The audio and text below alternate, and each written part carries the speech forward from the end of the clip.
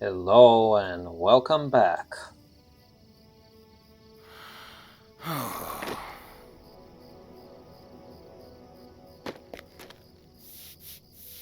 Here we are at the foothills of Karanost in the South Downs, looking to collect the missing pages from Nandir's journal.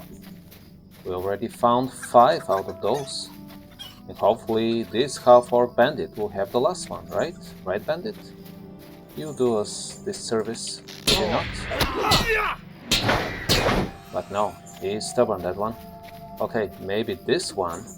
Maybe there is a more efficient way than to code the numbers of all bandits to find all the pages. Maybe we can shout, "Hey, bandits! Give us the last page or else."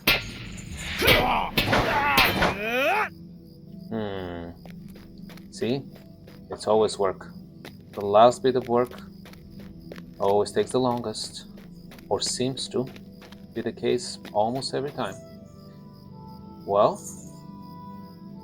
in any case, we shall persevere.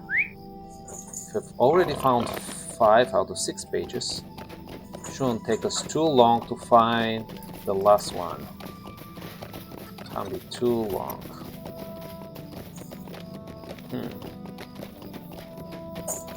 What if a lynx wants to play with it? And they just played with a page that they stole from a bandit?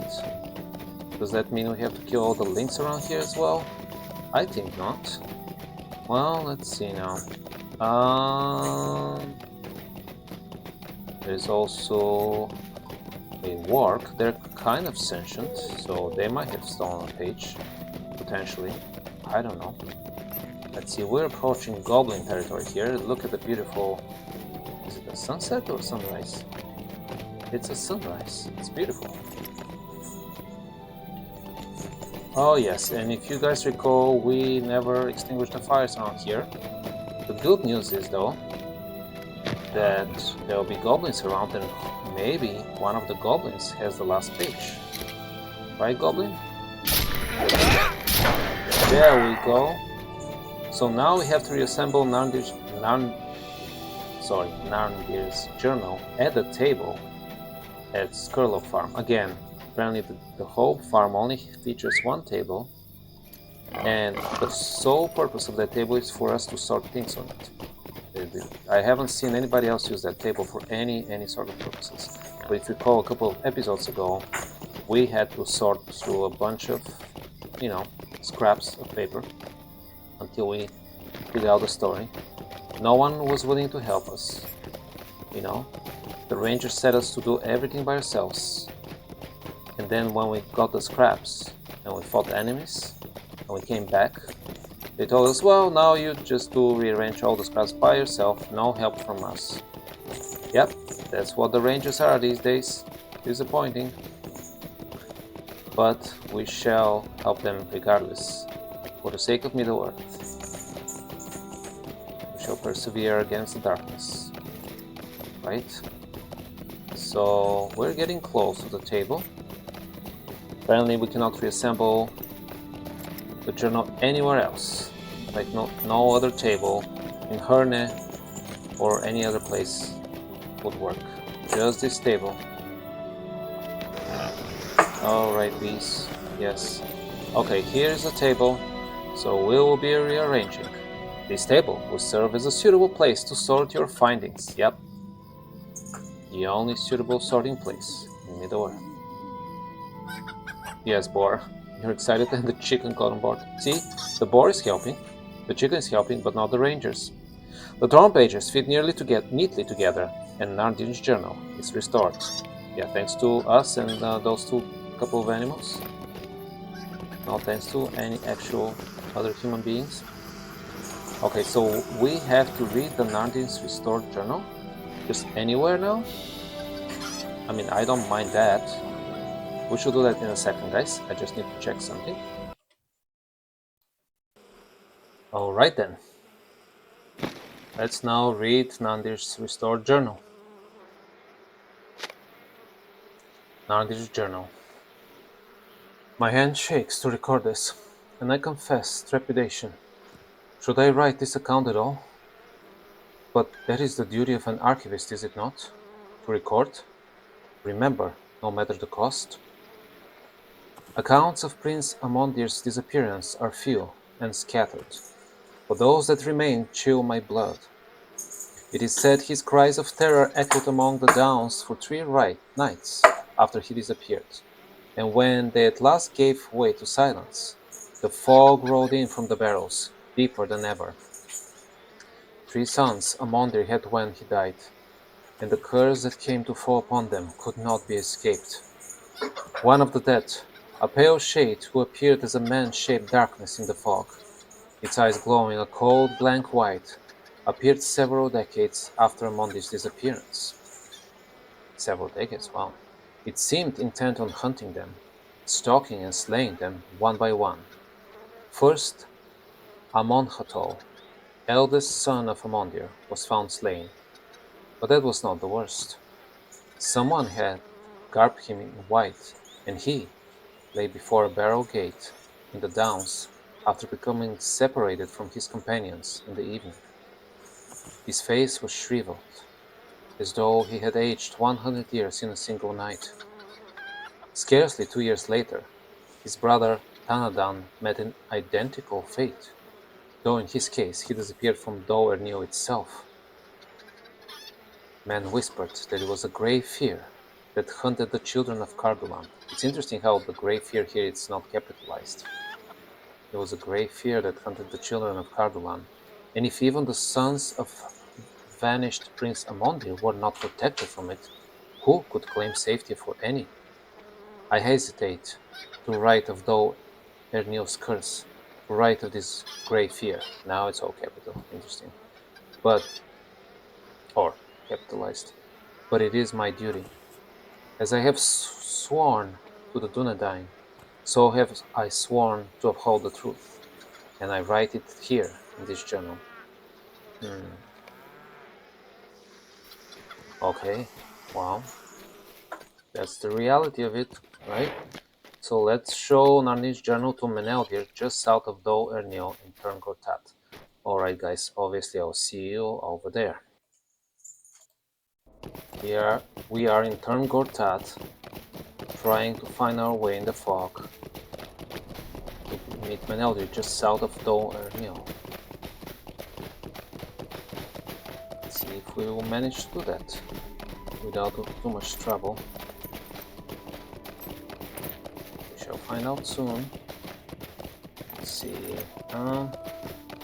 Yeah, we're approaching the place. The question is whether we can climb through all this rain here, where Dol Ernil is, or would we fail to approach it from this end? Okay. At least I'm trying to gain some elevation here, though we don't have good visibility at the top because of the fog. It's an unnatural fog, in my opinion, though I might be mistaken. Oh yes, here we are. We managed to do it. Dol Ernil, and we broke our legs just by uttering that name, right? Well, let's learn what we can about Dol Ernil first. Okay, Dol Ernil. The last princess of Cardolan dwelt at Dol Ernil, beside the barrows of Turngortat. After the ravaging of these lands by fell sorcery and deadly iron. Deadly iron? What is deadly iron? The ruins of the keep are now haunted by the risen dead. Fell sorcery and deadly iron. Just, you mean weapons? I'm not so sure. Okay, here we are, Meneldir. Meneldir and Gorwen. There you are, my friend. I have been speaking with Gorwen, a ranger who keeps watch over Dol Ernil. And we're both very interested to hear if you have learned anything more from Narni's journal. Yes, we have. She did not know him when he lived, so I have been telling her stories of our childhoods. It is good to remember. I have to admit it. But what have you learned? You hand Meneldir's journal, and at your direction, he reads several of the pages. There it is again, the grey fear. There is more to learn of this foe, I know it. But listen to this. The The battle plan of Angmar was threefold, but Prince Ostir learned too late that more than just Amun-Su was endangered.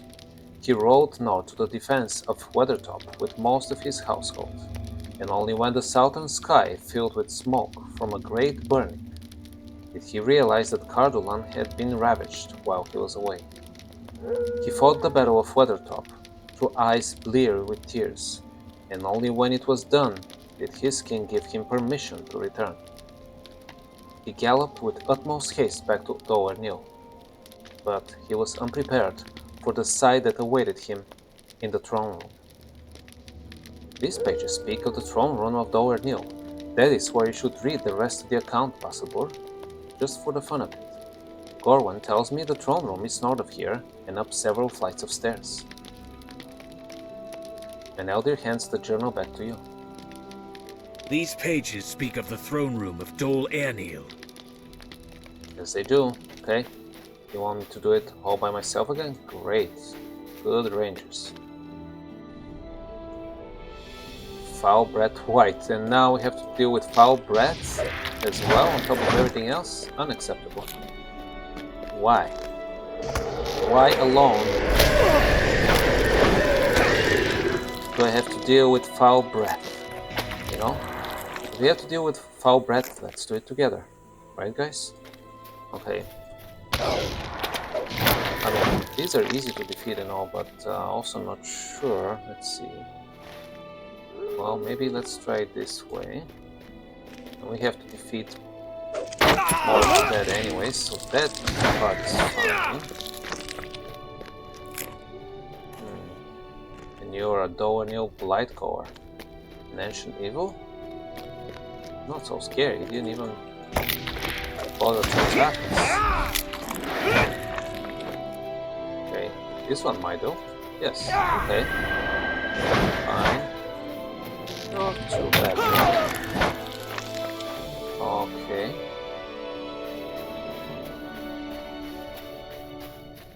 Let's see now.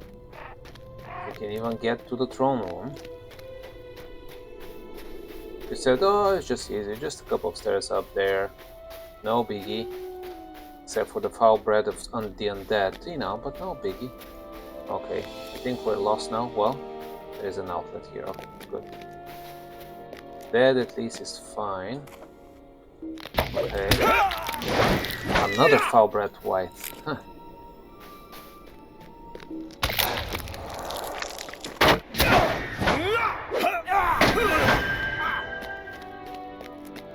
Uh-huh. This appears to be the location about which Nardin wrote. Yes. An ancient throne carved from living stone. The stone seat. What is a living stone? Is it a particular type of stone, or is something more than that? Okay. Examine it. You have discovered the stone seat. Oh, so it's part of a deed as well. Well, let's see.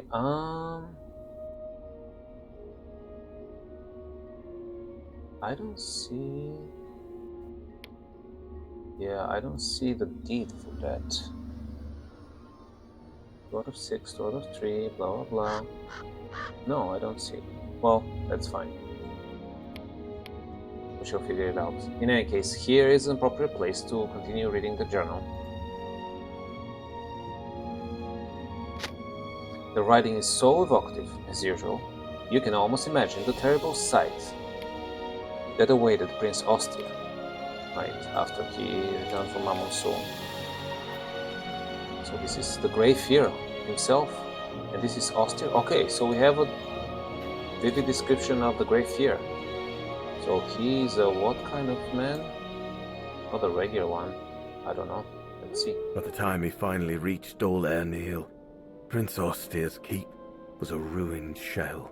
Nardin writes, its people lay leaped, heaped, and bloody in the streets, the heads of its defenders mounted on stakes above its gates. Of his mother Luilot, there was no sign at all. Ah, so the statue of Luilot that we're looking for is his mother. And in the shadowed hall, seated upon Ostir's throne, was the Grey Fear. I hesitate to write what I have learned, but I must. My duty compels me to write it, to write the truth. But can it be right to put into words such horror, such shame as this? Question. It wars within me.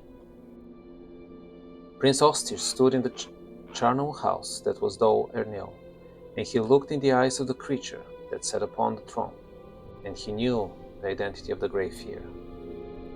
He did? It was Prince Amondir who sat there, Austir's own grandfather.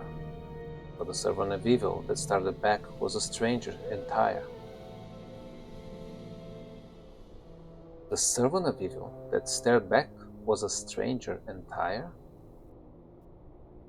With a horrible smile upon its mocking visage, the apparition raised its hand, pointing at Amondir's terrified grandson. And the dead rose. Wow. Well, here is Austir. Angmarim's spear. It was a cruel spear of Angmarim design that ended the life of Austir, the last prince of Cardolan. I see. That's as described in the writings, of course. Okay. Oops, didn't mean to do that. The Whites had simply been waiting for their master's command, Nandin writes. Now they emerged from among the slain, including some freshly killed in the recent battle, and they fell upon Austir and his knights. Panicking, the prince fled the burning stronghold, escaping into the Barrow Downs. But he might as well have tried escaping a smith's hammer by fleeing to his anvil.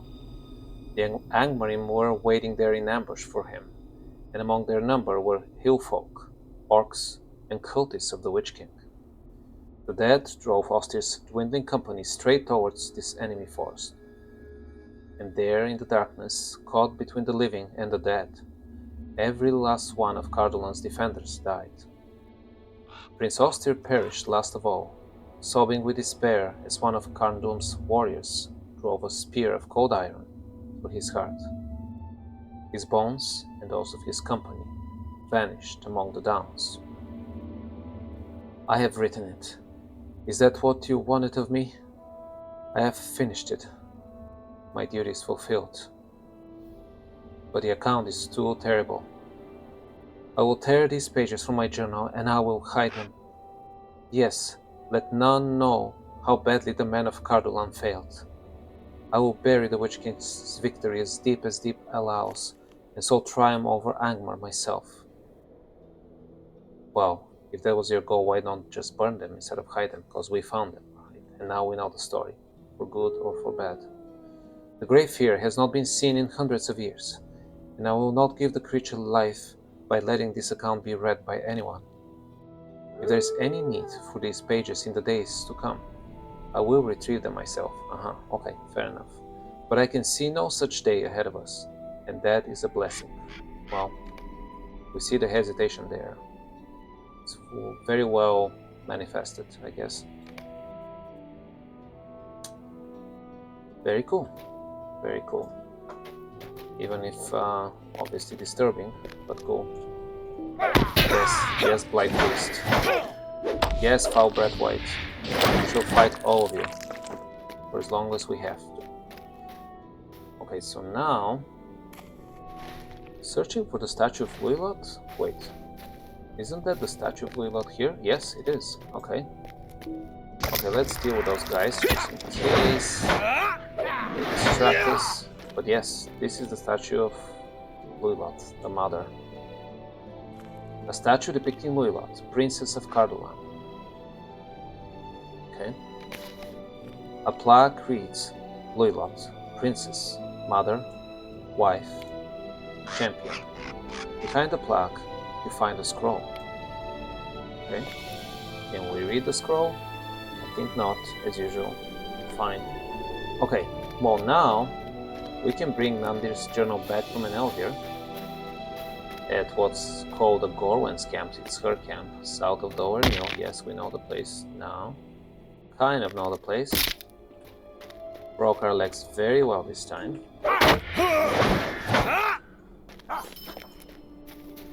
Okay. Yeah, we don't mind A couple more of those being defeated. Which way to go about this? I'm not so sure. I'm not sure where there is a crack in between the walls. Not on this side, certainly. Okay. Yes, yes. Alright, well, let's try to find our way. Don't think there's a way out this way. Well, maybe. Maybe behind this here. Okay. Still alive? Or, well, not alive, but you know what I mean. Active, let's say. Yeah, that's a good way to go out. Alright. Nandia was at Zahn Ford when the Black Riders attacked. Bassador, and he fled, as the others of the Dunedain did. We found his body not far from the Greenway, and I thought perhaps he made for the gathering places of his kin. But what if it was not so? What if he made instead for the lone square ruin that stands further south beside the Greenway? Yeah, that's highly likely actually. I wonder. I think he saw the return of the raids and believed the Grey Fear would once again haunt its lands of old. Cardulan that was. I think he was running to retrieve the torn pages of his journal, Bassador, so the Dunedain would know the terror they might be up against. I agree. He wanted to arm them with the knowledge of what they might face. He was struck down by the Black Riders, by the Nazgul, before he could reach the place where he hid the true account, or the full account. Yeah. Reinforced chain leggings? Almost as good as mine. Embossed leather leggings or elegantly woven trousers. I see the hand of the Witch King all about us. I will tell Gorwen what we have learned of our foes. I mean, she's right here, she listened to our whole conversation. But she has kept watch on Dol Ernil for longer than we have. I suggest that you ask her what needs doing in the keep and in blighted Turn Gortat. I see the hand of the Witch King all about us, and must be opposed, if we're able to oppose it. Yes, we are. That on the Barrow Downs. I will tell Gorwen what we have learned of our foes. She already knows, dude. She's right here, man. You have no secrets from her, right, Gorwen? I'm younger than Meneldir by some years. Though we both grew up in the angle of Mittelfield, I did not meet him there, or I did not meet him before he left us. His name was always spoken in whispers, a warning to the children, but not everyone should take the oath, that not everyone should swear to the life of a Dunedain. Oh my. Meneldir sighs heavily. Yes. And Gorwen raises a cloven hand. I do not mean to injure your feelings, Meneldir. What I mean is this. I expected a monster. Instead, I'm finding a handsome man. When you came to my camp, I thought you must be fleeing from hardship, escaping from some trouble of your own making. Such were the tales we were told in childhood. But I find instead you're a man. Not a monster, and you fight on behalf of those who cannot, willing even to return to your former kin to bring them warning, though they sting you with barbs and biting tongues. I see honor in that. But there are monsters out there, Bassador, real monsters. I do not need to hear the full account of Meneldir's fallen friend to know that, for I knew it already, if not its true extent or depth. White, Stock, Turn Gortat, and there are other dangerous threats as well, like poor dental hygiene. Spying Kerbine, pestilential crawlers, and the gaunt men who prowl among the barrels. But mostly dental hygiene, right? Because of the foul-breathed whites, right? Each troubles the Dunedain and their allies in this land. There are swords both within the keep and without that exude frightening auras of evil, and they must be collected and destroyed, despite the presence of their terrible protectors. Can all this be done? Is that a rhetoric question aimed at me, because I always do everything and nobody else helps me? I guess so, yeah. Anything else, Gorwin? White Stock Tirn Gorthart. And there are other dangerous threats as well. I mean, are there undangerous threats? All threats are dangerous to some extent, aren't they? What does dangerous threats mean, you know? If they're not dangerous, they're not threats, are they? So it's a tautology, if you ask me, but anyway, let's see here. I think that's probably a good stopping point for this episode. Well, let's at least hit one more foul bread white. Yes, at least one more so that we're in better shape in terms of the level of stench around here. And we shall continue exterminating bad hygiene one by one here next time. I'll see you soon. Have fun. Goodbye.